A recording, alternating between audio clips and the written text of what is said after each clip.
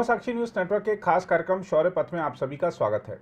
आज के कार्यक्रम में बात करेंगे पाकिस्तान के हालात की, एनएसए अजीत डोभाल की यूएई यात्रा की, भारत इजराइल संबंधों की, चीन और कनाडा भिड़ंत की और रूस यूक्रेन युद्ध के ताज़ा हालात की। इन सब मुद्दों पर बातचीत के लिए हमारे साथ हमेशा की तरह मौजूद हैं ब्रिगेडियर सेवानिवृत्त श्री DS त्रिपाठी जी। सर, आपका कार्यक्रम में बहुत बहुत स्वागत है। सर, सबसे पहले पड़ोस की बात कर ली जाए, क्योंकि हमारा पड़ोस आजकल पूरी दुनिया में चर्चा का विषय बना हुआ है। पाकिस्तान में इमरान खान की गिरफ्तारी से जो हालात उपजे हैं, उस पर आपकी क्या प्रतिक्रिया है, सभी पहलुओं को देखते हुए? नीरज जी, आपने कहा ना कि हमारा पड़ोसी जो है पूरी दुनिया में चर्चा में है जी। वो तो हमेशा रहा है किसी न किसी चीज़ के लिए जी। लेकिन इस बार कुछ ज़्यादा हो गया है जी। और इमरान खान की गिरफ्तारी एक्सपेक्टेड थी, वो खुद ही कह रहे थे जी कि ये होगा जी। और लेकिन जिस हालात में हुआ वो थोड़ा सा समझने की ज़रूरत है जी।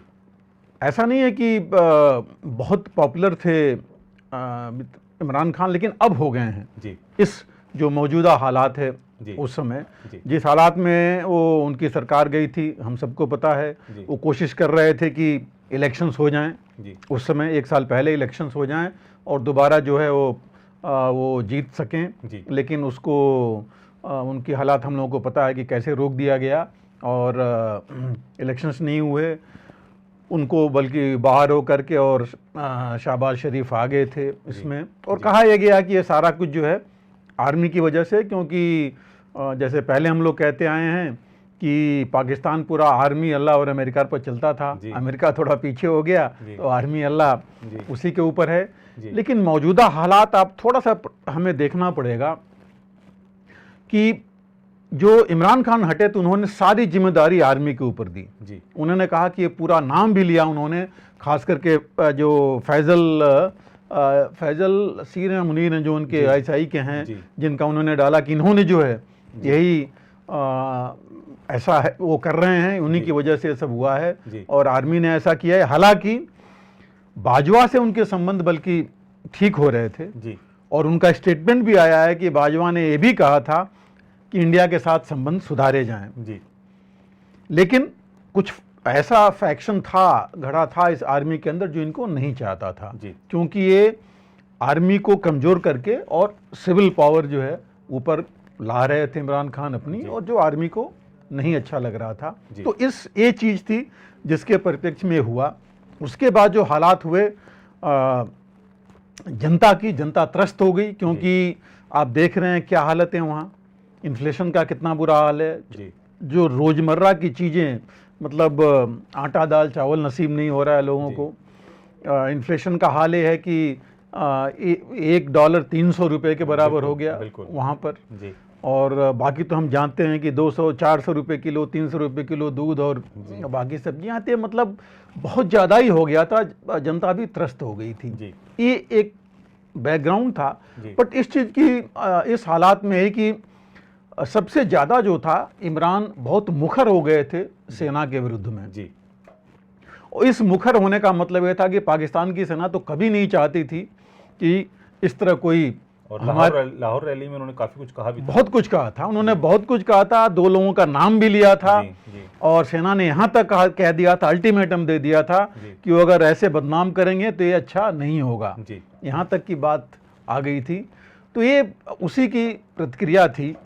और अरेस्ट जो मामला इन्होंने बोला है वो है, आपको हम लोगों को पता ही है, अल कादिर जो ट्रस्ट है यूनिवर्सिटी जिसकी ज़मीन के बारे में है, और ये आया कि जिसने ज़मीन दी उसको इन्होंने फेवर किया।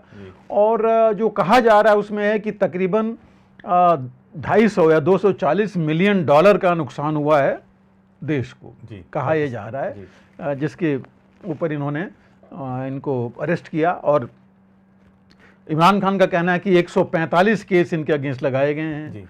वो ये भी कह रहे हैं कि हमें जान से मारने की प्रतिक्रिया में जान से मारने की ये साजिश कर रहे हैं। और हमें पता है कि एक बार हमला उनका हो चुका है, जिसमें लास्ट में वो बचे थे, गोली भी लगी थी उनको। तो ये चीज़ें हो चुकी हैं। तो हो सकता है, कहा तो नहीं जा सकता, बट उनके पास कुछ इनपुट होगा जरूर, क्योंकि अगर इस तरह वो बात कर रहे हैं, फौज की जानकारियां जो दे रहे हैं अभी भी पावर में बाहर होने के बावजूद, इसका मतलब कोई ना कोई फौज का धड़ा उनके साथ है जी।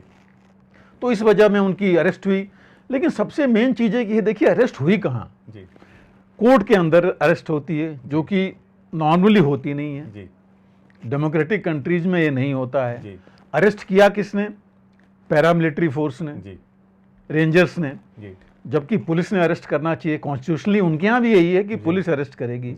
और कहा तो यहाँ तक जा रहा है कि ये रेंजर्स नहीं थे, बल्कि आईएसआई खुद ही जो है रेंजर्स की ड्रेस पहन के आई थी उनको अरेस्ट करने के लिए। तो जो भी हो, लेकिन ये तो चीज़ गलत थी। तो ये जो चीज़ें हुई हैं ये, और दूसरी चीज़ आप इसके साथ एक चीज़ और जोड़िए, 75 सालों में पाकिस्तान 33 साल मार्शल लॉ में आर्मी रूल में रहा है। 33 साल, मतलब आप समझ लीजिए कि एक तरह से देखा जाए तो शायद ही कोई देश होगा जो मिलिट्री रूल या मिलिट्री रूलर्स उनको रूल करते रहे इसमें। बाकी जो बचे इनके 42 साल, उन 42 साल में 31 प्राइम मिनिस्टर इनके हो रखे हैं।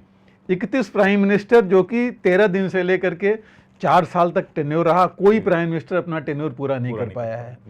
तो अनस्टेबिलिटी तो शुरू से है, पॉलिटिकल कहिए, मिलिट्री कहिए, ये तो काफ़ी दिनों से है। और ऐसा भी नहीं है कि जो मिलिट्री रूलर्स थे उनका बहुत अच्छा हाल हुआ। आप देख ही रहे हैं कि सबका क्या हाल रहा। प्रधानमंत्री भी 2 इनके 3 मारे गए, बल्कि एक प्रेसिडेंट और 2 प्रधानमंत्री। तो ये चीज़ें रहती रहीं, लेकिन फिर भी जनता त्रस्त नहीं हुई थी जिस तरह पहले था। और आर्मी और इनके बीच में मैं सिविली कहूँगा, सिर्फ इन्हीं का नहीं, इमरान खान ही नहीं, एक तरह से पॉलिटिक्स लीजिए या लीजिए सिविली हो गया।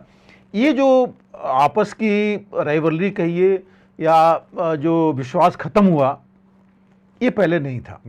और ये अभी लोगों के बीच में लगा। इसकी वजह से पहली बात कि अरेस्ट इन्होंने बोलते रहे, आर्मी के अगेंस्ट इन्होंने बहुत बोला, तो एक वो चीज़।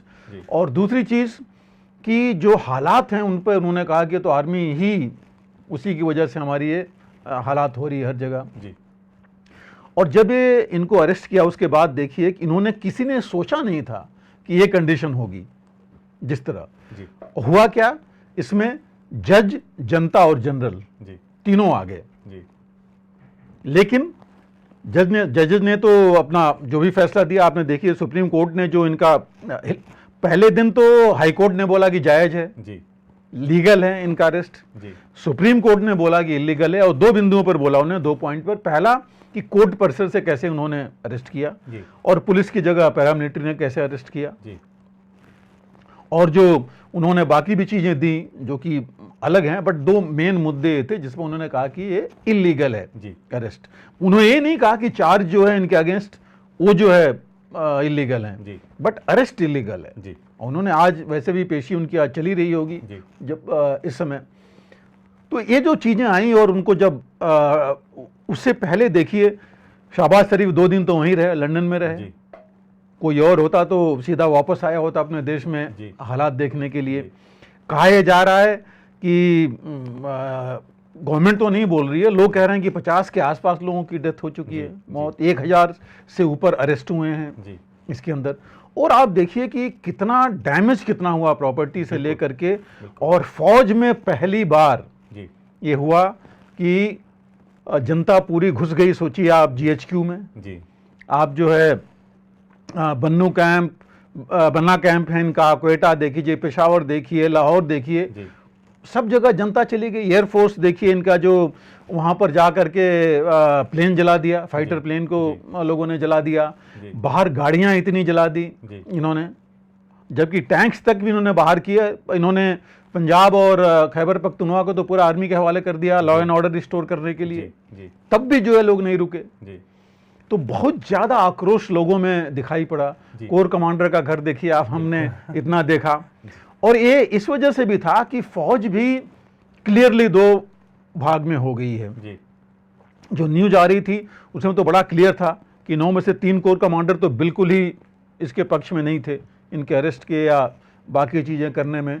लाहौर, पेशावर और कोटा के तीनों कोर कमांडर ने मना कर दिया था। तब भी जो है इन लोगों ने अरेस्ट किया। और चीज़ें पूरी बाहर तो नहीं आई, क्योंकि कल इनकी सिक्योरिटी काउंसिल की जो बैठक होनी थी पाकिस्तान की, जो प्रधानमंत्री इनके चेयर करते, जिसमें आर्मी के भी रेप्स आते, तो कैंसिल कर दी गई थी जी। वो नहीं की गई। रीजन यही था कि बहुत ज़्यादा डिफरेंस ऑफ ओपिनियन है इस चीज़ में, जिस तरह का ये चल रहा था। तो इस वजह से ये जो चीज़ हुई है, ये हालात जो है ये मजबूर करते हैं सोचने पर कि पाकिस्तान की जो स्थिरता है वो कैसे कायम होगी। और आप ये देखिए कि सबसे बड़ी 2-3 चीज़ें बड़ी इंपॉर्टेंट हैं। अमेरिका, यूरोपियन यूनियन में यूके और बाकी जो कंट्रीज हैं और यूनाइटेड नेशंस, तीनों ने कहा कि भाई जो डेमोक्रेटिक इंस्टीट्यूशंस हैं वो अपने चलने चाहिए, क्योंकि डेमोक्रेटिक कंट्रीज में इन्हीं के बेस पर काम होगा। कहने का मतलब कि आप कुछ भी कीजिए, आप जो है मार्शल लॉ नहीं लगा सकते। कहने का एक इनडायरेक्ट तो ये भी था। दूसरा था कि कोर्ट अगर इसके ऊपर अपना प्रतिक्रिया, मतलब कोर्ट ऑलरेडी देख रहे हैं, तो आप जो है अपने आप चीज़ें मत लगाइए। तो इनडायरेक्ट हिंट तो वहाँ से भी आई गया था। और सबसे लेकिन जो आश्चर्य की बात है कि जो OIC है, ऑर्गेनाइजेशन ऑफ इस्लामिक कंट्रीज, जो कि हिंदुस्तान में थोड़ा बहुत कुछ होता है तो सबसे पहले मुखर होते हैं, कुछ भी किसी ने नहीं बोला कि यहाँ पर क्या होना चाहिए, क्या सही है, क्या गलत है। लोग अब यहाँ तो हिंदू मुस्लिम नहीं है, वहाँ तो मुस्लिम ही मार रहे हैं एक दूसरे को, और इतना ज़्यादा हो गया, तब भी उन्होंने कुछ नहीं किया। दूसरी जो सबसे बड़ी चीज़ है, हमें जो सोचना पड़ेगा, कहा यह जा रहा है कि जो पार्टी है इमरान की PIT, इनके साथ जो है ये तो गवर्नमेंट ने बोला कि टेररिस्ट भी शामिल हो गए हैं। उनके कहने का मतलब था, और जो न्यूज़ भी कुछ थी कि TTP वाले भी फ़ायदा उठा रहे हैं इसमें आने के लिए, तहरीक-ए-तालिबान पाकिस्तान वाले इसमें। तो अगर ये चीज़ आ रही है तो इसका मतलब कि अभी चीज़ अनस्टेबल है और रहेगी, इतनी जल्दी जो है ये नहीं होने की। इससे पहले आप याद कीजिए कि जब बिलावल भुट्टो यहाँ से गए थे तो उसके साथ चीन के फॉरेन मिनिस्टर भी वहाँ गए थे, अफगानिस्तान के भी आए थे, और वहाँ बात हुई थी, और वहाँ ये भी लगा था कि शायद TTP वाली बात आएगी और ये चीज़ शांत हो जाएगी उनके साथ। लेकिन देखिए तो लग रहा है कि चीज़ और बढ़ेगी, जो जैसा माहौल चल रहा है। तो क्या जिस तरह से हम अफगानिस्तान में देखते हैं तालिबान का शासन है, तो क्या पाकिस्तान में भी TTP सत्ता में आ सकती है, या सत्ता देखिए अगर कब्जा कर सकती आप ये जो कह रहे हैं, ये अगर इन्होंने नहीं संभाला तो हम इससे इनकार नहीं कर सकते कि अगर TTP अपनी ताकत दिखा चुकी कई बार, पाकिस्तानी फौज को, पाकिस्तानी पुलिस को, बिल्कुल, और जहां भी दिखाई है वो एक कदम आगे रही है। तो इसलिए, और TTP ट्रेन इन्होंने किया है, तो इनकी तो हर एक चीज जानते हैं, सारी टैक्टिक्स वो जानते हैं। अब उनको पहले उनको जो है अपना कुछ सपोर्ट नहीं था, अपना बेस नहीं था, बेस यहाँ बनाए थे, अब पूरा अफगानिस्तान उनका बेस बन गया। तो अब उनको, अच्छा दूसरी चीज, अफगानिस्तान में भी तालिबान नहीं चाहता कि पाकिस्तान को हम बिल्कुल छोड़ दें, ऐसी है, स्टेबल हो गया तो कहते हैं फिर तो हमारे पर प्रॉब्लम आएगी, जो भी उनका भी है। तो ये उनके भी इंटरेस्ट में है कि इनका ये आग सुलगती रहे। लेकिन जो आप कह रहे हैं, आप देखिए खैबर पख्तूनख्वा से लेके बलूचिस्तान लेके जो भी ये बॉर्डर है अफगानिस्तान का, वहाँ TTP तो उसका हर चीज़ है, एक एक इंच उनको पता है कि कहाँ पर क्या है। और जो आपने कहा, आप देखिए कितने अटैक्स पिछले 1.5-2 साल में उन्होंने किए, मेजर अटैक्स किए, छोटे मोटे नहीं किए। और उन्होंने यहाँ तक कि जो बेल्ट एंड रोड इनिशिएटिव, उसके अगेंस्ट भी उन्होंने काफ़ी कुछ किया। तो अगर ये चीज़ होती है तो पूरे मैं ये कहूँगा साउथ एशिया के लिए ये ठीक नहीं होगा कि अगर टेररिस्ट, जिनको टेररिस्ट हम बोलते हैं, वो जो है कब्जा कर लें पाकिस्तान के ऊपर। ये जो है इनके, ना उनके हित में होगा ना हमारे हित में होगा। और मैं ये कहूँगा कि पूरी साउथ एशिया के लिए ठीक नहीं होगा, अनस्टेबल हो जाएगा। तो ये जो है, एक सर मेरा सवाल और रहेगा कि अभी तक हम देख रहे थे कि पाकिस्तान जो आर्मी ISI एक तरफ है और इमरान खान दूसरी तरफ है, इन दोनों के बीच में भिड़ंत हो रही है। लेकिन अब जुडिशरी से वहाँ की सरकार भी भिड़ गई है, जिस तरह से इमरान खान को राहत मिली है। अब आप ये देखिए ना, अराजकता तो फिर की तरफ बढ़ी रही। नहीं, बिल्कुल ये चीज़ आप सही कह रहे हैं। लेकिन जैसे जिन बात हम इंस्टीट्यूशंस की बात कर रहे हैं कि इंस्टीट्यूशंस हैं, एक आप जुडिशरी देखिए, जुडिशरी ने कंट्रोल किया अपने आप को, उसके अगेंस्ट क्या क्या नहीं बोला गया। मरियम जिनकी मंत्री हैं, सूचना प्रसारण मंत्री, सोचिए उन्होंने कल से ही बहुत कुछ बोला जो कि हम लोग यहाँ नहीं बोल सकते, कि जो चीजें धमकी दे दी सीधा। बिल्कुल, उन्होंने कहा कि अपनी सास की तरह ये भी जो है जा करके उनकी पार्टी को ज्वाइन कर लें, यहाँ तक बोला। कल भी इनके जो एक और मंत्री हैं जी, उन्होंने यहाँ तक ये बोला कि ये तो इस जजमेंट से और इंस्टेबिलिटी बढ़ेगी, ये ठीक नहीं किया सुप्रीम कोर्ट ने जी। तो ये सब चीज़ें जो अगर ऐसी चीज़ आएंगी तो ये तो गलत है, जिससे और ज़्यादा इस आग को बढ़ावा मिलेगा जी। डेमोक्रेटिक इंस्टीट्यूशन जुडिशरी भी है, आर्मी भी है और ये पॉलिटिकल पार्टीज भी हैं जी। तीनों को संभालना पड़ेगा जी। और मैं ये भी कहूँगा कि आर्मी ने काफ़ी कुछ अपने आप को संभाला है इसमें। नहीं तो जिस तरह जनता ने अटैक किया, ये पहली बार हुआ है पूरी इतिहास में। यही नहीं, मैं कहूँगा पूरे साउथ एशिया कहीं भी देखिए जी, इस तरह की जनता ने कभी फौज के ऊपर और इतने बड़े लेवल पर कभी जो है नहीं किया कुछ। कभी तो उन्होंने कहा भी है ना कि पाकिस्तान आर्मी की मीडिया विंग ने कि 75 साल में दुश्मन जो नहीं कर पाए वो आपने कर दिया। बिल्कुल सही बात है। तो और इसीलिए आर्मी नहीं चाहेगी जी कि और जो है जनता और दुश्मन हमारी हो जी, क्योंकि जिस दिन अब उन्होंने देख लिया जी और जनता भी ये समझ गई कि हम तो इनको कर सकते हैं जी, इनके ऊपर कंट्रोल कर सकते हैं। कितनी गोलियां चलाएंगे वो बोल ही रहे थे कल जी, कितना गोलियां चलाएंगे, कितने टैंक आप हमारे ऊपर ले आएंगे। जी, तो उस लेवल पर अगर जनता पहुंच गई है तो आर्मी को भी ये सोचना पड़ेगा जी कि जो हम जिस तरह से चल रहे थे उस तरह से नहीं चलना पड़ेगा, पब्लिक को साथ में लेकर के चलना पड़ेगा। जुडिशरी भी, क्योंकि जुडिशरी को भी आर्मी बहुत इन्फ्लुएंस करती थी और पॉलिटिकल गवर्नमेंट भी इन्फ्लुएंस करती थी और इस चीफ जस्टिस को तो वैसे ये लोग काफ़ी नापसंद करते थे, लेकिन उन्होंने अपनी मैच्योरिटी दिखाई है और बैलेंस बना के चल रहे हैं। और जनता भी है, मैं कहूँगा कि जनता ने दिखा तो दिया अपना, बट अभी अगर इमरान खान की बातों से अगर या वेट करेंगे वो, क्योंकि मुझे नहीं लगता कि आजकल में सब चीज़ शांत हो जाएगी जी, लेकिन वो देखेंगे कि क्या होता है। लेकिन इमरान खान तो पॉपुलर हो गए हैं अब, तो इसमें कोई डाउट नहीं है। और अगर ये सोचें लोग कि उनको अभी तक तो रोक यही है कि अगस्त में इलेक्शंस होने हैं, अगस्त तक जो है ये पॉलिटिक्स में वो नहीं करेंगे, मतलब री इलेक्शन नहीं लेंगे, बट अगस्त के बाद क्या करते हैं चुनाव का।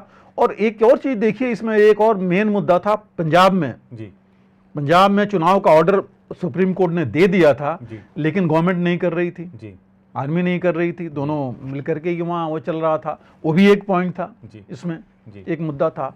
तो ये चीज़ें अगर सुप्रीम कोर्ट आज हियरिंग में क्या होता है, किस तरह से वो ऑर्डर देते हैं, क्या बताते हैं, तो उस पर अगर ये चलें, डेमोक्रेटिक इंस्टीट्यूशन दोबारा अगर अपने जिम्मेदारी समझ करके काम करेंगे, तो मुझे नहीं लगता कि इसका नाजायज़ फ़ायदा जो टेररिस्ट से उठा पाएंगे। लेकिन ये बहुत गलत होगा कि अगर टेररिस्ट से फ़ायदा उठा लें।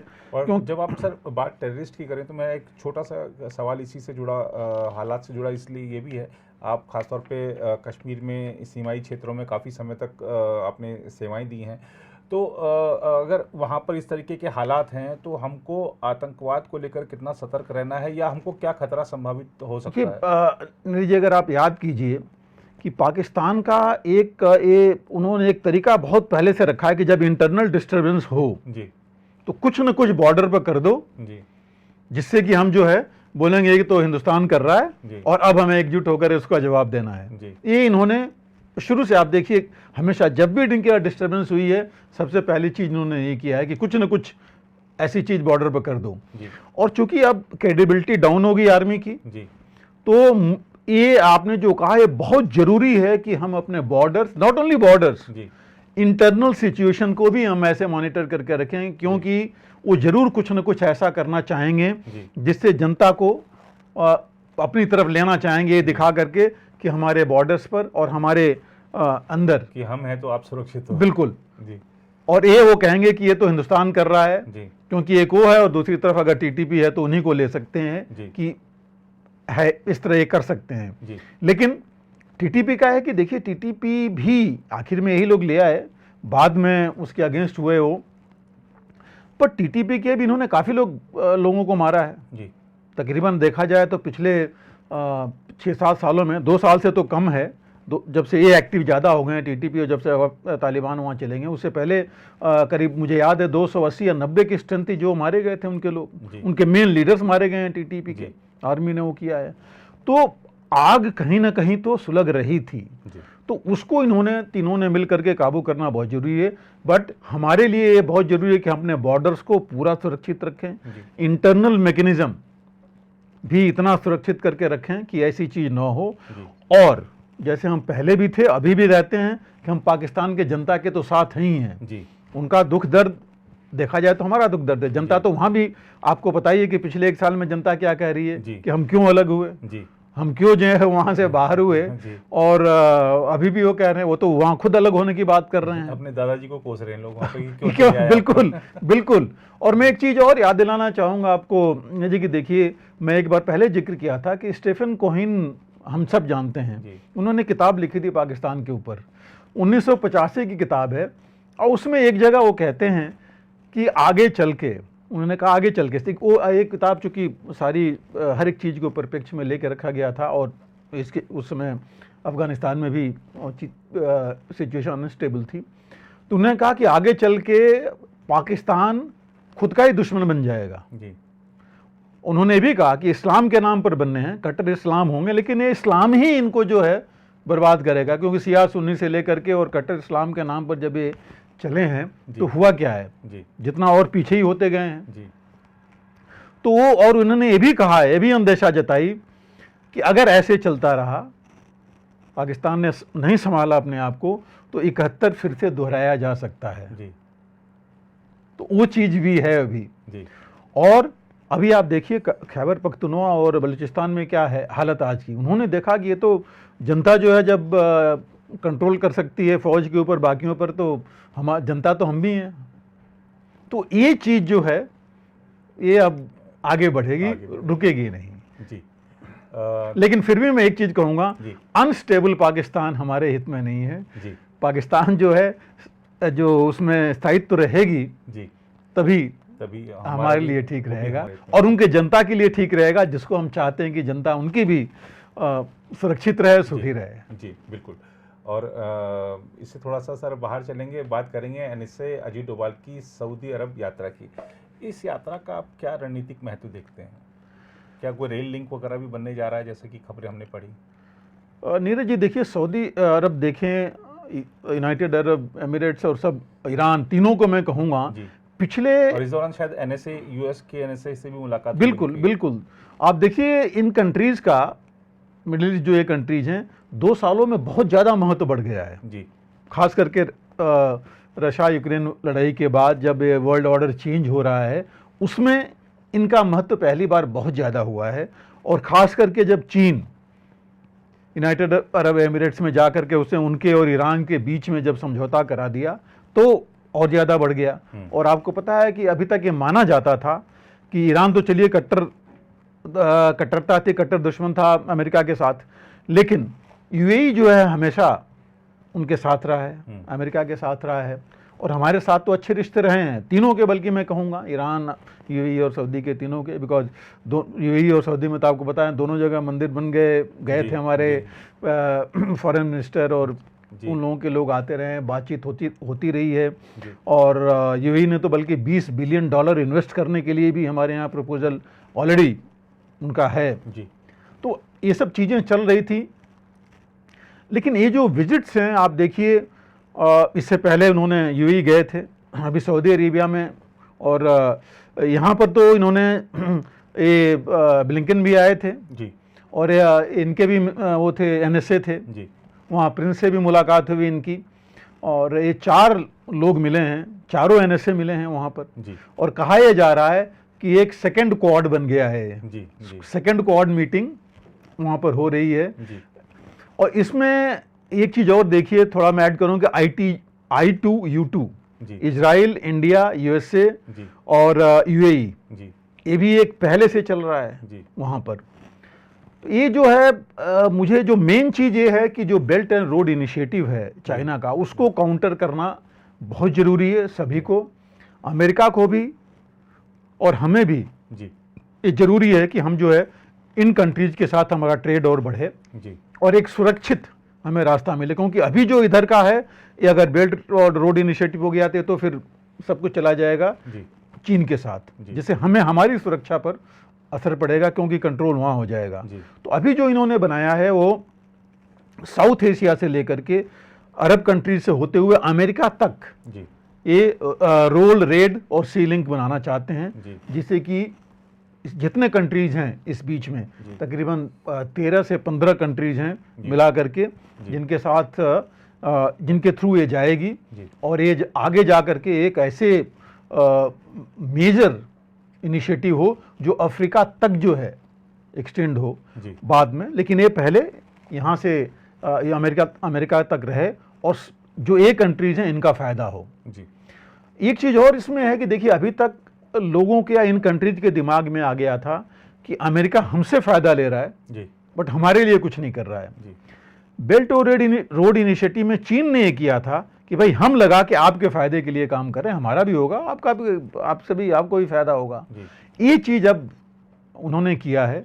और चीन में तो, रूस में तो, सॉरी, अमेरिका में तो बाकायदा एक इसका बिडेन ने एक उनके एक्सपर्ट थे, आई थिंक इंडियन ही है, नाम मेरे दिमाग से भी उतर रहा है, उनको जो है उन्होंने ऑलरेडी लगा रखा था इस जॉब पर कि भाई ये जो इनिशिएटिव है इस तरह का, इसके ऊपर काम करने के लिए उन्होंने काम किया भी, और ये नतीजे हमारे सामने हैं इसमें।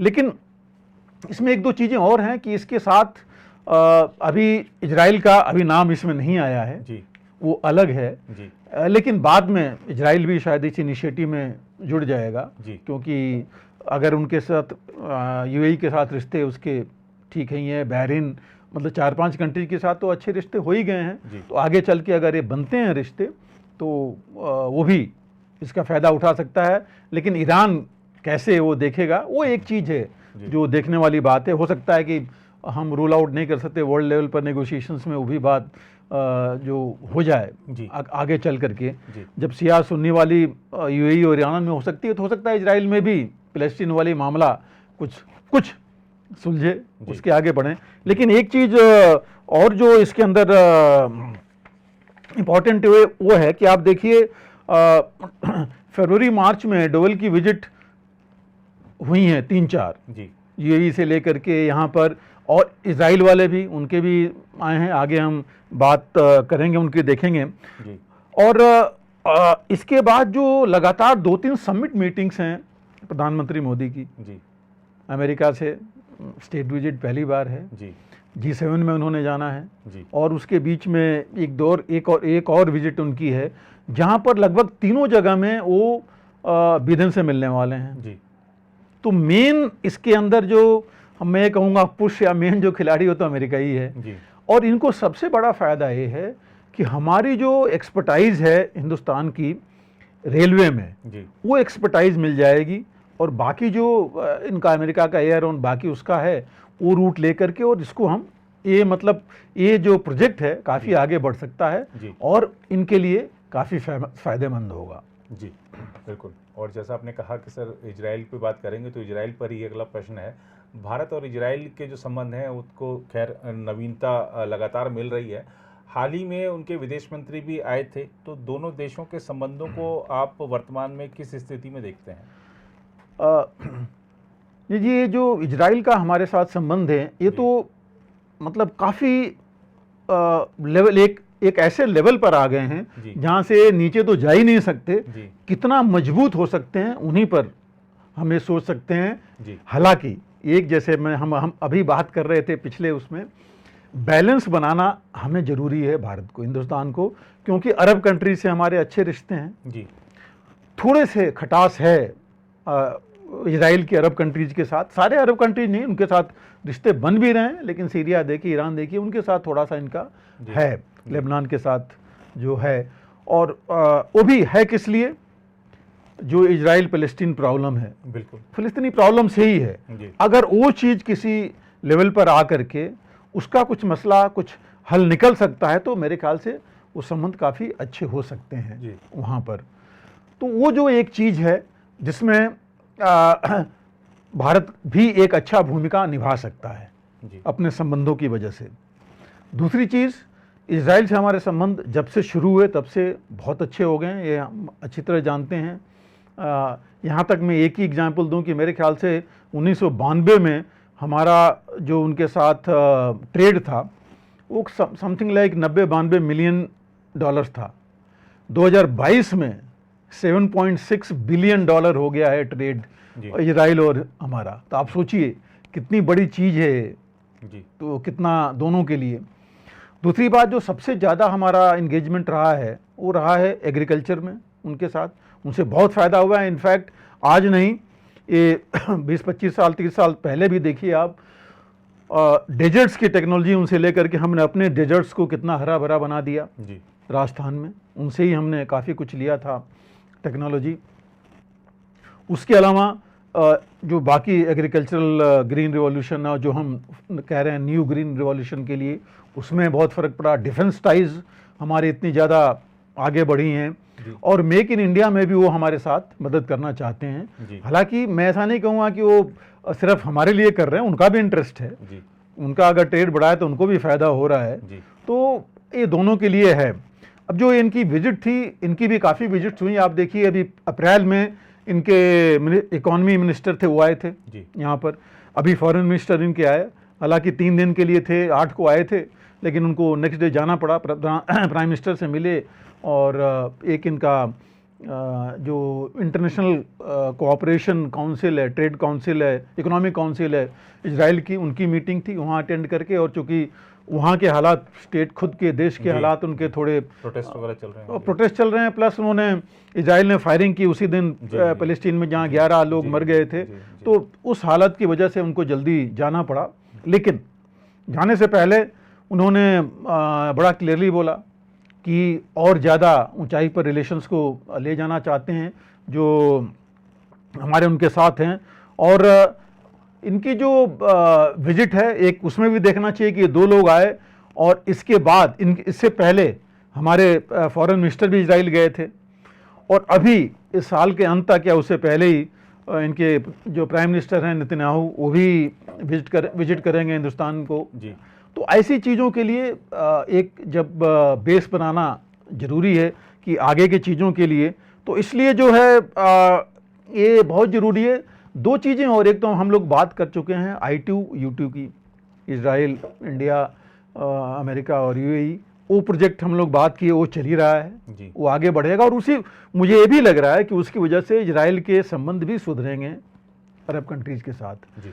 इसके अलावा इजराइल ने ही एक प्रोजेक्ट किया है ITU2 में ही कि एक सेटेलाइट बनाने का। अब ये नॉर्मल सेटेलाइट तो होगी नहीं, ये हम सब जानते हैं कि ये सेटेलाइट प्रोजेक्ट अगर अमेरिका, इजराइल और हिंदुस्तान मिल के बनाएंगे तो हर एक चीज़ के लिए होगी। मैं नहीं कहूँगा सिर्फ वो मिलिट्री या बाकी उसके लिए होगी, हर एक चीज़ के लिए होगी, कम्युनिकेशन से ले करके वेदर से लेके हर एक के लिए होगी। तो एक बहुत बड़ा प्रोजेक्ट होगा जिसके बारे में भी बातचीत चल रही है। और इसके अलावा जो मैं कह रहा था विजिट्स के बारे में, इनके जो नेसेट है पार्लियामेंट, उसके भी स्पीकर विजिट कर चुके हैं हमारे यहाँ। तो काफ़ी विजिट्स इजराइल के उस लेवल के, हायर लेवल विजिट्स हमारे यहाँ हुई हैं। हमारे जैसे मैंने कहा फॉरेन मिनिस्टर भी गए हैं।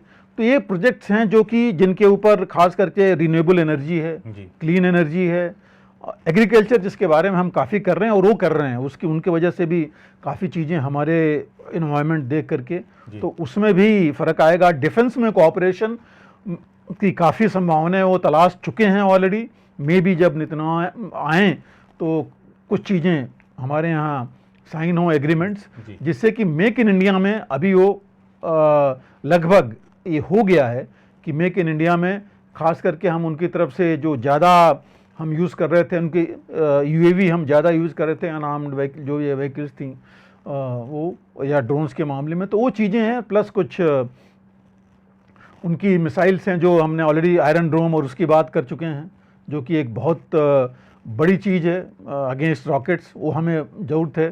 तो इन सब चीज़ों के ऊपर कुछ बातचीत हो सकती है और शायद आगे चल करके इसमें हमें फ़ायदा हो। जैसे मैंने कहा था कि ट्रेड बढ़ गया है, 90 से $200 मिलियन हुआ था और अब जो है 7.8 बिलियन डॉलर चले गए हैं। तो काफ़ी संभावनाएं हैं जिससे कि इसमें हम कर सकते हैं बातचीत। एक जो चीज़ रह गई है जिसका निपटारा नहीं हो पाया है वो है FTA का, फ्री ट्रेड एग्रीमेंट का। बहुत मीटिंग्स हो चुकी हैं इसके बारे में, और उसमें अभी दिक्कत है, लेकिन मुझे लगता है कि हो सकता है उस पर बातचीत चले। जैसे कि मैंने कहा कि आए थे उनके मिनिस्टर फॉर इकॉनमी, और आगे चल कर के नेतन्याहू के आने से पहले इस पर कुछ शायद हो जाए समझौता, और एफटीए अगर हो जाएगा तो दोनों देशों का, खास करके हमें भी बहुत फ़ायदा होगा इससे। जी बिल्कुल।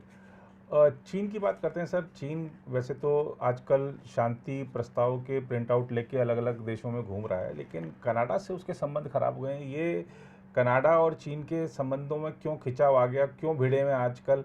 और जबकि अमेरिका और चीन संबंध सुधारने की कवायद कर रहे हैं, तो अमेरिका का खास दोस्त कनाडा वो चीन से भिड़ा हुआ, ये क्या मसला है सर? नहीं जी, बिल्कुल सही कि आपने जो आखिरी बात कही ना कि कनाडा से क्यों ऐसा हो रहा है, और कनाडा अमेरिका तो बिल्कुल मतलब भारत नेपाल वाला मामला है। बिल्कुल बिल्कुल, उससे भी मैं कहूँ आज के डेट में बढ़ के है। हाँ। और यही आपने भारत नेपाल लिया, देखिए चीन का जो इंटरफेरेंस है जी। आज नेपाल से हमारे बीच में अगर थोड़ी सी रिश्तों में खटाहट है तो किस वजह से? चीन की वजह से, चीन के आने की वजह से।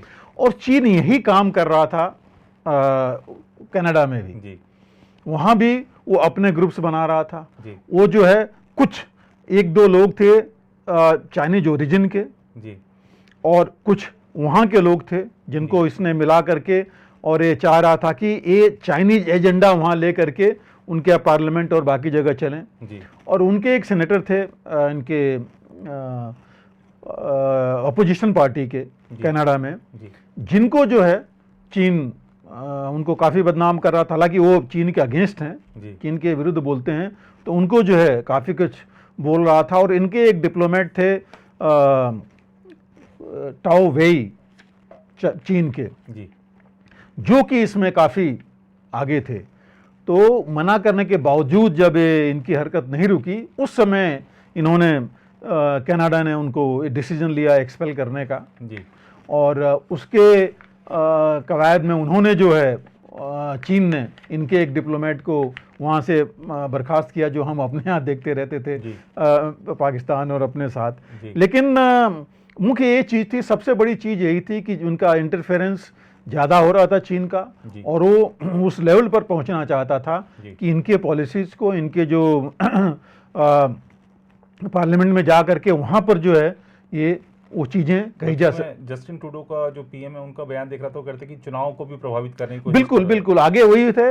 मैं कहने वाला था कि टेक्नोलॉजिकली भी जी, जब से एक आप ये देखेंगे कि जो इनकी मेजर कंपनी थी चाइना की, जो 5G के लिए थी, हुवेई को कनाडा ने बैन कर दिया था जी। जब हुवेई को बैन ही नहीं किया, उन्होंने चार्जेस लगा दिए थे हुवेई के जो उसका वो था CEO था वहाँ पर कनाडा में जी। तो उससे चीज़ें वहाँ से शुरू हुई है, तकरीबन 6-7 साल पहले की बात है, तब से चीज़ें शुरू हुई थी जी। और टेक्नोलॉजिकली एम यही था जी। इनका कि जितना इन्फ्लुएंस ये कर सकें उतना करें वहाँ पर जी। तो ये वो हर जगह एम रहा है चीन का जी। तो वो चीज़ें लकीली उनके पकड़ में आ गई जल्दी जी। और इस वजह से ये इस स्टेज पर चीज़ें आई, और चीन को एक झटका क्या बड़ा झटका लगा है जी। कि उसको अब लोग बाकी भी और इस मामले में जो है देखना शुरू कर देंगे अपने यहाँ बाकी देश कि इनके यहाँ ये क्या कर रहे हैं। तो ये जो है जो इवन वैंकूवर के मेयर के लिए, उनके लिए भी किसी और को वो कर रहे थे। और 2023 में जो आप बात कह रहे थे प्राइम जस्टिन ट्रूडो की जी। उन्होंने एक इंक्वायरी कमेटी बनाई थी ये देखने के लिए कि 2021 के इलेक्शन में क्या चीन ने इन्फ्लुएंस किया था कि नहीं, और उस कमेटी की रिपोर्ट यही कहती थी कि हाँ इनका इन्फ्लुएंस था जी। तो ये चीज़ें सामने आई हैं, और इसकी वजह से जो है ये ज़्यादा फर्क पड़ा है, ये संबंधों में इनकी खटास आई है, और इतनी जल्दी ये ख़त्म भी नहीं होने वाली जब तक कि चीन जो है, और चीन अपने आप को कम करने वाला नहीं है, आप देख रहे हैं हर जगह। तो मुझे नहीं लगता कि रशिया के अमेरिका के साथ भी इतनी जल्दी संबंध सुधरेंगे इनके जी। और कनाडा के साथ तो अब सुधरेंगे नहीं, बिगड़ेंगे ही जी। और संबंधों की बात हुई है तो जरा रूस और यूक्रेन की भी बात कर ली जाए सर। विक्ट्री डे परेड में रूसी राष्ट्रपति पुतिन ने जो संकल्प व्यक्त किए हैं, उसको देखते हुए रूस यूक्रेन युद्ध अब क्या मोड़ ले सकता है? और ख़ासतौर पे एक खबर मैंने आज ही पढ़ी कि ब्रिटेन से और रक्षा साजो सामान वहाँ जा रहा है, पुतिन ने चेतावनी दे दी है। तो ये क्या चल क्या रहा है, कहाँ जाएगा ये युद्ध? नीरज जी, दो चीज़ें आप देखिए इसमें। पहली बात आपने कहा कि विक्ट्री डे परेड मनाते हैं, मना रहे थे, लेकिन इस बार इनको विक्ट्री कुछ दिखाने के लिए नहीं था। बिल्कुल, कोई साइज भी कम कर दिया था इन्होंने, साइज अपने आप ही कम कर दिया। यहाँ तक कि इस परेड में जो एरियल फ्लाई पास्ट होते थे जी, इसके हेप्टर्स के हेलीकॉप्टर और फाइटर्स के, वो नहीं कराए जी। दो चीज़ों से, एक तो ये था कि इनको डर था कि कहीं उसके आड़ में हमारे ऊपर कुछ हो नहीं जाए जी वहाँ पर।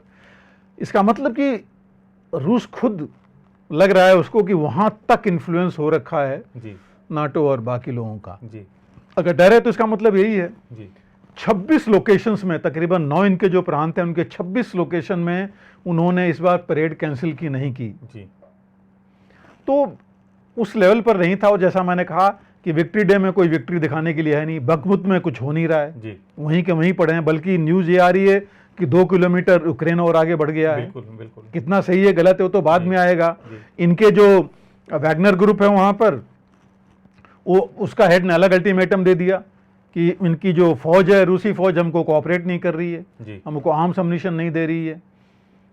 तो वो अलग कह रहे हैं कि हम यहाँ से निकल जाएंगे जी।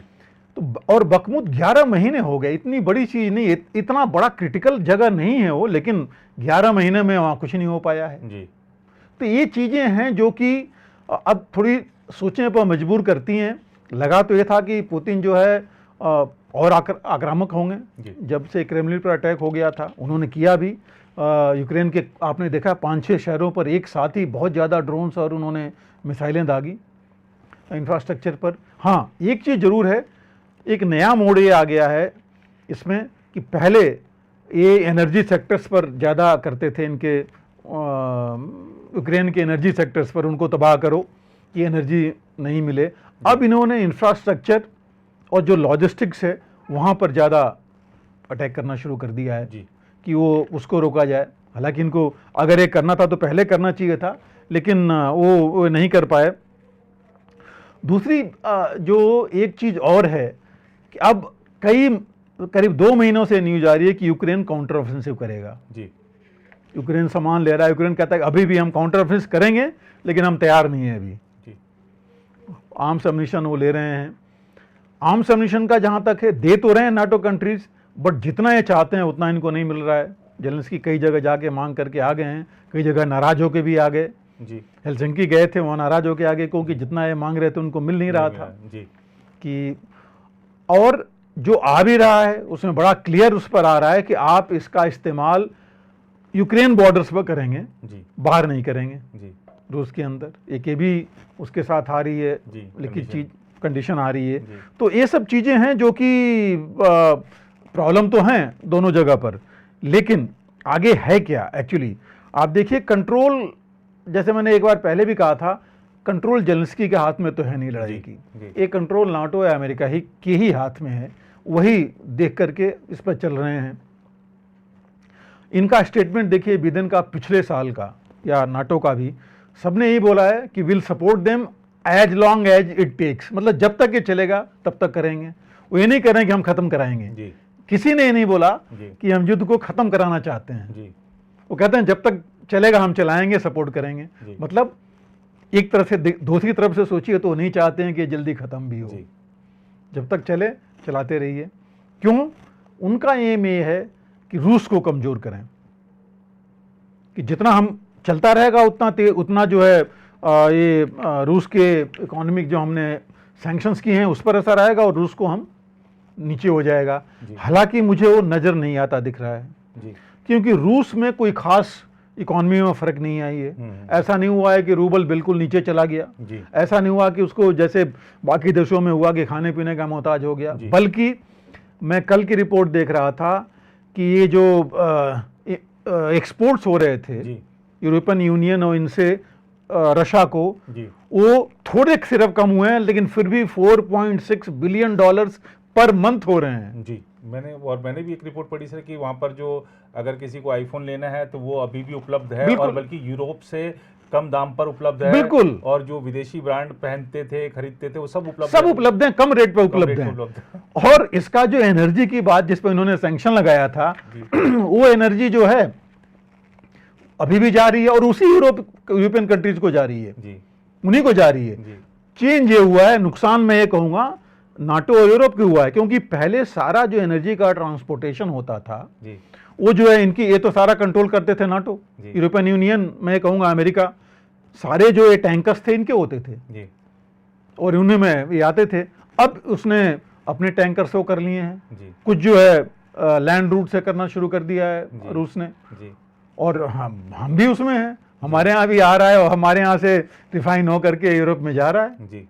तो ये सारी चीजें होने लगी हैं। अमेरिका को फायदा है कि रेट्स बढ़ गए हैं, उसके यहाँ इतना, उसकी कंपनी तो मतलब पूछिए मत, एक्सॉन और शेल जो है वो तो डबल ट्रिपल प्रॉफिट्स में विंडफॉल टैक्स लेके, हम तो मतलब तेल का उत्पादन नहीं करते, उसके बावजूद पूरा यूरोप को दे रहे हैं। बिल्कुल, तो इससे तो कोई फर्क पड़ा नहीं है जी। तो मुझे नहीं लगता कि इतना ज्यादा सैंक्शंस का फर्क रूस पर पड़ा है। हाँ, कुछ क्रिटिकल रॉ मटेरियल्स पर हो सकता है जी, जिसका मुझे लग रहा है कि रूस ने जरूर उसके लिए कोई ना कोई बंदोबस्त किया होगा। तो इतनी बड़ी चीज नहीं है जिसके अंदर की ये चीजें हम कह सकते हैं कि ये है। लेकिन जो एक और चीज जो मेन मैं कहूँगा कि रूस क्या चाहेगा, रूस अभी जो है मेन वो चाहेगा, अभी उसने बेलारूस में ऑलरेडी अपने फौज डाल दी, न्यूक्लियर जो वेपन्स हैं वो भी उन्होंने वहाँ डाले हैं जी, और वो ये चाहेगा कि पूरा जो, अगर आप देखें उधर कि साउथ नीचे नॉर्थ में और जो ईस्ट है उधर से भी, ये तीन तरफ से जो मेन सिटीज़ हैं, इधर नीचे ओडेसा तक, ओडेसा अगर ये पहुंच गया तो यूक्रेन को तो पूरा कट ऑफ कर देगा जी, क्योंकि वही एक पोर्ट रह गया है ब्लैक सी में यूक्रेन का, वो अगर इसके हाथ से चला गया तो वो तो लैंड लॉक्ड हो जाएगा, कुछ होगा ही नहीं यूक्रेन के पास, तो वो एक बहुत जबरदस्त पॉइंट बनेगा जी। दूसरा है खार्किव, खार्किव जो है बहुत इंपॉर्टेंट टाउन है, जहाँ रूस पहुंच गया था लेकिन बाद में पीछे आया। तो खार्किव में जो मेन जो इनके मिलिट्री इंस्टीट्यूट्स थे, मेन इंडस्ट्रीज थी, डिफेंस इंडस्ट्रीज इंक्लूडिंग T-90 जो मेजर टैंक्स वगैरह हैं, सब कुछ वहीं पर बनता है जी। खेरसॉन, तो ये तीन जो मेजर वो हैं, डोनेस्क रीजन और डॉनबास रीजन को ये पूरा कंट्रोल में करना चाहेगा रूस जी। लेकिन वो करने के लिए उसको काफ़ी कुछ करना पड़ेगा अपने आप, क्योंकि हथियार तो ये नहीं है कि कमी हो गई है, आ रहा है वो भी कहीं ना कहीं से अपना वो कर रहा है। अभी पिछले महीने आपने देखा कि उनके सरगेई जो रक्षा मंत्री हैं और जो मेदवेदेव जो उनके वो थे पूर्व राष्ट्रपति, जो भी सिक्योरिटी काउंसिल के हेड हैं, सबने बोला है कि हमने डबल कर दिया है अपनी जो डिफेंस प्रोडक्शन है जी। तो अगर डबल कर दिया है तो नेचुरली उनके पास उतनी बढ़ जाएगी अब जो रक्षा सामान है जिसका इस्तेमाल वो कर सकते हैं। क्रीमिया पर नाटो और यूक्रेन बहुत जोर दे रहे हैं, वो रसा पर जानबूझ कर एक प्रेशर बनाया जा रहा है जी। और हो सकता है वैगनर ग्रुप की तरफ से भी ये प्रेशर बनाया जा रहा है रूस के ऊपर कि वो अपने जो फोर्सेज हैं और रक्षा का जो भी ये साजो सामान है उसको डिसिपेट करे, मतलब फैला दे जी। जब वो फैला देगा तो इनको मौका मिल जाएगा कहीं ना कहीं वीकनेस देख करके अटैक करने का जी। वो तो ये देख ही रहे हैं कहाँ पर क्या जा रहा है। तो ये कुछ चीज़ें हैं, हालांकि आप देखिए नुकसान भी बहुत हुआ है। आपको पता है कि जो मेन बैटल शिप थी इनकी ब्लैक सी में, वो डुबा दी गई जी। वहाँ पर जो ये ब्रिज था उस पर अटैक हुआ, इनके पेट्रोलियम इंस्टॉलेशन पर अटैक हुआ। तो ये सब चीज़ें हुई हैं, इनके कुछ मिसाइलें और कुछ एयरक्राफ्ट भी मार गिराए गए। तो लेकिन वो बहुत बड़ी बात नहीं, क्योंकि तो चलता रहता है। दूसरी चीज़ बहुत इंपॉर्टेंट ये देखनी है कि लड़ाई में डिफेंस एक आसान पोस्चर है जी। क्योंकि आप बैठे हैं, आप अब सब कुछ ले करके बैठे हुए हैं, आप डिग कर लिए हैं, साजो सामान सारा आपके आसपास से आपने इकट्ठा कर लिया, आपके पास आ जाएगा।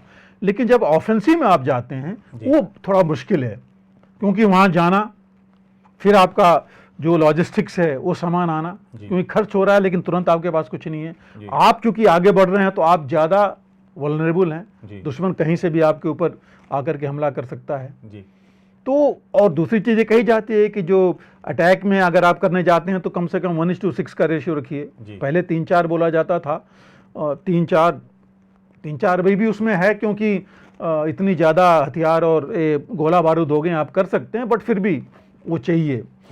माउंटेन्स में तो खास करके 6 के और ज़्यादा चाहिए, और डिफेंस में है तो फिर भी आप मतलब अगर देखा जाए तो अगर आप एक आदमी डिफेंस में है तो वहाँ से आपको 4-5 आदमी आपके ऊपर चाहिए, मतलब वो 4-5 गुना लेके आएगा तब जा करके कुछ हासिल कर सकता है जी।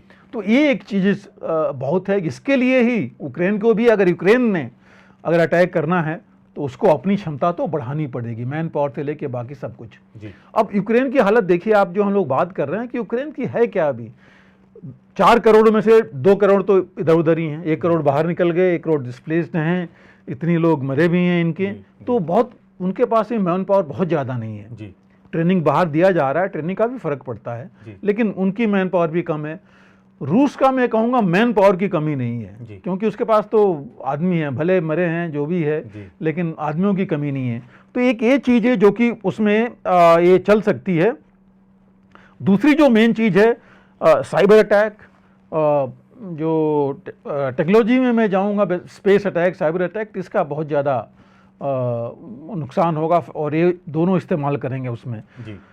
और अब जो अगर हम देखें, एक और चीज़ आप लोगों ने आपने भी देखी होगी, बहुत न्यूज़ में आ रहा था, और सबसे ज़्यादा डर है नाटो को, यूरोप को और बाकियों को, कि रसा जो है, फाइबर केबल जो ऑप्टिक्स हैं जी, जो अंडर सी जा रहे हैं, उनको काटे मत, क्यों वो काट दिया तो फिर इनकी सब कुछ बंद हो जाएगा। कहने का ये मतलब है कि उस पर रशा का कंट्रोल है, तभी तो ये लोग इतने ज़्यादा चिंतित हैं इस बारे में जी। एक वो चीज़ है। दूसरी चीज़, अभी ये चीज़ देखिए कि मुझे नहीं लगता कोई एंड दिखाई नहीं पड़ रहा है जी। क्योंकि कोई नेगोशिएट करने को तैयार नहीं है जी। उधर से जब तक नाटो या अमेरिका नहीं तैयार होगा तब तक यूक्रेन तैयार नहीं होगा। यूक्रेन कहता है कि नहीं, हम तो सब कुछ वापस होगा तब चाहिए। पुतिन भी तैयार नहीं है, चाइना ने भी बात कर ली, बाकी सब ने बात कर ली, लेकिन अभी इधर भी कोई तैयार नहीं है। तो जब तक कोई तैयार नहीं है तो इतनी जल्दी एक हो नहीं पाएगा। लेकिन ऑप्शंस तो हैं, ऐसा नहीं है कि नहीं है, करने को तो किया जा सकता है। अभी देखिए रूस ने जहाँ तक था कुछ कमी टेरिटरी लिया, लेकिन नुकसान उसका तो हो ही रहा है। यूक्रेन का तो बहुत नुकसान हुआ है, आप देख ही रहे हैं, पूरा इंफ्रास्ट्रक्चर जितना हो गया है। कहा यह जा रहा है कि यूएन रिपोर्ट के मुताबिक कि $1 ट्रिलियन चाहिए उसको अपनी इंफ्रास्ट्रक्चर अगर बाद में लड़ाई रुकने के बाद में बढ़ाना है, तो कहाँ से आएगा ये? इतना इजी ये नहीं है, और कोई इतनी आसानी से उनको देने वाला नहीं है। और अगर आप देखिए उनके मैन पावर से लेके हर एक चीज़ का नुकसान हो गया है। तो यूक्रेन का नुकसान तो बहुत ज़्यादा हुआ है, रशिया का फिर भी कम हुआ है उसके हिसाब से। तो इस वजह से भी मैं कहूँगा जल्दी वो नहीं होनी है। और जो एक चीज़ और है फ्यूचर में जो मुझे लग रहा है कि ये ऑफेंसिव ऑपरेशंस ज़्यादा होंगे। ऑफेंसिव क्योंकि सब लेना चाहेंगे जगह। दूसरी जो चीज़ फ्यूचर की एक और जो मुझे नज़र आती है, हो क्या सकता है अगर आप सिनेरियो देखें, स्टेलमेट, कोई कुछ नहीं, जो जहाँ पर है वही है जी। दूसरा, या तो यूक्रेन जीत जाए, क्रीमिया तक पहुँचे अगर नाटो ने और अमेरिका इतना वो कर रहे हैं तो। तीसरा कि उनका ना हो पाए, रूस आगे बढ़े जी। लेकिन तीनों में आप देखिए स्टेलमेट अगर होगा तो रुक तो पाएगी नहीं लड़ाई, फिर वो चलती रहेगी सालों में। यूक्रेन अगर जीत गया तो रूस चुप नहीं बैठेगा जी। और उल्टा हुआ वही, अगर रूस जीत गया तो अमेरिका और नाटो चुप नहीं बैठेंगे। तो ये वो सांप से सुंदर वाली बात है कि इतनी जल्दी नहीं होगी, जब तक कि बैठ करके ना कि हाँ भाई ये हो गया, अब इससे आगे नहीं, यहाँ बैठ करके अगर वो सुनने को तैयार होंगे जी। तब जी। और ये तभी होगा जबकि दोनों को लगेगा कि अब हमारा नुकसान बहुत हो रहा है। तो अभी तक तो जो जैसे मैंने बोला कि यूक्रेन का नुकसान ज़्यादा हुआ है जी। रूस का कम हुआ है। तो ये जब तक ये चीज़ नहीं आएगी, लेकिन यूक्रेन और नाटो रूस के अंदर जाके कुछ कर नहीं सकते हैं जी। क्योंकि वो खतरा तो मंडरा ही रहा है जी। रूस का जो ज़्यादा नुकसान ये हुआ है कि रूस नाटो की बाउंड्री उसकी और बढ़ गई। फिनलैंड आ गया तो 1100-1150 किलोमीटर और बढ़ गया, जो उसको देखना पड़ेगा अभी, जो उसी के विरोध, उसी के अगेंस्ट है अगर देखा जाए। तो ये चीज़ें हैं जो कि थोड़ा प्रभाव डालेंगी आगे के लिए जी। दूसरा था कि पुतिन ने तेज सोच के लड़ाई लड़ी थी कि स्पेशल ऑपरेशन है, छोटा ऑपरेशन करके हम अपना हासिल कर लेंगे, कि थ्रेटन करेंगे, जो एरिया लेना होगा डोनबास डोनेट्स्क का ले लेंगे और इसको हटा देंगे जेलेंस्की को। अब वो तो हुआ नहीं, अब वो नहीं हुआ, शॉर्ट नहीं हुआ तो लड़ाई अपने आप लंबी हो गई जी। तो मैं ये कहूँगा कि ये उनके भी बस से बाहर हो गई जी, कि वो ये नहीं है कि वो जो है वही जो चाहते थे वही होगी, तो वो भी नहीं हो रही है, तो ये भी थोड़ी निकल गई है। और दूसरा मुझे ये लग रहा है कि ये भी चाहते होंगे पुतिन कि एक वॉर फटीग नाटो के ऊपर आ जाए, क्योंकि देखिए नाटो बहुत परेशान है, आपको पता है सारे देश परेशान है, इन्फ्लेशन इतना बढ़ गया है, इतना ज़्यादा पैसा उनको खर्चा करना पड़ रहा है डिफेंस के ऊपर, और डबल ट्रिपल कर रहे हैं वो, मतलब फॉरेन मार्केट इतने बढ़ गए हैं। साउथ कोरिया देखिए इतना ज़्यादा ऑर्डर्स मिल गए हैं, पोलैंड से लेकर के फिनलैंड तक उनके पास, तो डिफेंस इंडस्ट्री तो बहुत बढ़ गई, तो पैसे तो इन्हीं के खर्च हो रहे हैं जिनको नॉर्मल में खर्च करना चाहिए। इन्फ्लेशन जो कभी सोचते नहीं थे, जर्मनी में 30% तक बढ़ गया, बाकियों में भी 30 नहीं गुना बढ़ गया, जिस हिसाब से चल रहा है 0.3 से 9%, 8-9 कभी था ही नहीं उनके पास। तो इतनी चीज़ें हो गई हैं। क्लाइमेट आप देखिए, अगले दिन मैं देख रहा था कि स्विट्जरलैंड ने कहाँ पर, जहाँ पर उन्होंने बोला कि स्कूल्स बंद करो, गर्मी इतनी हो गई जी। तो ये सब चीज़ें हो रही हैं वहाँ, जो जिसके लिए वो यूक्रेन से ज़्यादा इम्पोर्टेंट उनकी जनता को वो है जी। तो उनके ऊपर भी प्रेशर आएगा, अगर वो प्रेशर आएगा तो हो सकता है पुतिन उसकी वेट कर रहे हैं कि लंबा चलने दो, वो खुद ही अपने आप जो है अपने घुटने पर आएंगे, वो कहेंगे, तो एक ये भी इनका एम हो सकता है, इसलिए वो कहेंगे मैं क्यों जो है टेबल पर आऊँ। तो ऐसी चीज़ें हैं जो कि आगे आ सकते हैं, जो कि ये चढ़ सकता है, लेकिन कुछ भी हो, ये इतनी जल्दी चीज़ें ख़त्म होने वाली नहीं हैं। एक दूसरे के दुश्मन तो ये बन ही गए हैं इतने उसमें दोनों, और ये लिमिटेड एम तो मैं कहूँगा इनका अचीव हो गया है। जो मैं अभी कह रहा था, हो सकता है कि पुतिन ने सोचें कि खार्किव और खिरसॉन और इधर डोनेट्स्क रीजन का नीचे अगर हम ले करके उसके बाद मैं जो है नेगोशिएटिंग टेबल पर आऊँगा, क्योंकि यूक्रेन जो कह रहा है कि मैं सारा लेके और क्रीमिया लेके आऊँगा, वो तो पॉसिबल है नहीं, वो तो मुझे नहीं लगता दिखाई पड़ता।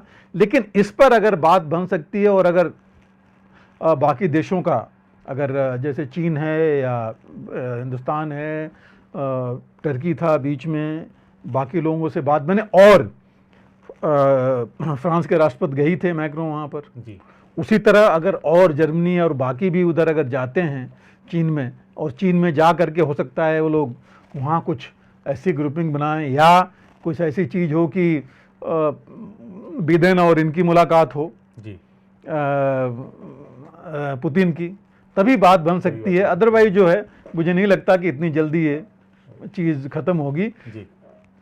जी बिल्कुल। और वैसे तो पूरी दुनिया को इंतजार है कि, और प्रधानमंत्री भी कहते रहे हैं कि ये जो लड़ाई का युद्ध का समय नहीं है, लेकिन देखना होगा कि अब ये युद्ध कब तक खिंचता है। सर, आज के कार्यक्रम में आपने खासतौर पर पाकिस्तान के हालात के बारे में विस्तृत जानकारी दी, एनएसए अजीत डोभाल जी की यूएई यात्रा पर आपने क्या उसका रणनीतिक महत्व है इस पर प्रकाश डाला, भारत इजराइल संबंधों की बात करी, चीन और कनाडा के संबंध क्यों बिगड़े हैं इस पर आपने बात करी, और रशिया यूक्रेन युद्ध पर तो आप हमेशा विस्तृत जानकारी देते ही हैं, तो आज भी आपने काफ़ी विस्तार से सब चीज़ें रखी हैं। उम्मीद है कि हमारे जो दर्शक हैं उनके सभी सवालों के जवाब मिले होंगे। आप इस कार्यक्रम से जुड़े सर, आपका बहुत बहुत धन्यवाद। फिलहाल इस रिपोर्ट में इतना ही, बाकी देश की नई खबरों के लिए बने रहें प्रभा साक्षी के साथ। अगर आप भी लेना चाहते हैं देश दुनिया की तमाम जानकारी, तो आज ही सब्सक्राइब करें हमारे चैनल को, साथ ही नीचे दिए बेल आइकन को जरूर दबाएं ताकि हर अपडेट आप तक पहुंच सके।